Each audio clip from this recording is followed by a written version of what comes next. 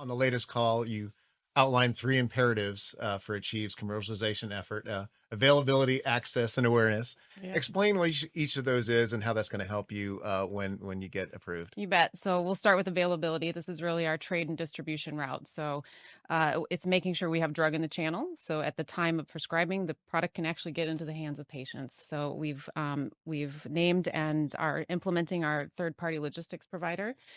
We are working to our final selection of our specialty light pharmacy because we will do some distribution through specialty light channels.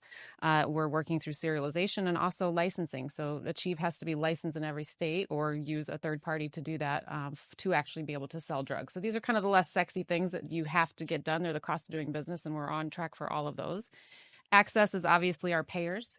So we need to make sure we have a strong payer strategy because if patients don't have access to the medication, it's not covered by their insurance, we're going to have a lot of hurdles ahead of us. So we're working through that with payer segmentation and our pricing strategy. And as I mentioned, we brought in our VP of Market Access, who has over 30 years in the industry, and he's doing a great job leading the charge on those efforts. And we'll have individuals in the field talking to payers in the beginning of the year. So early conversations to understand contracting and rebate obligations will be our focus for the first part of 2026. And then finally, awareness. So this is who we need to reach and when we need to reach them, through what channels and with what information. So that's the third pillar that we'll begin. We've already done a lot of the work to understand who our patients are and who our physicians are.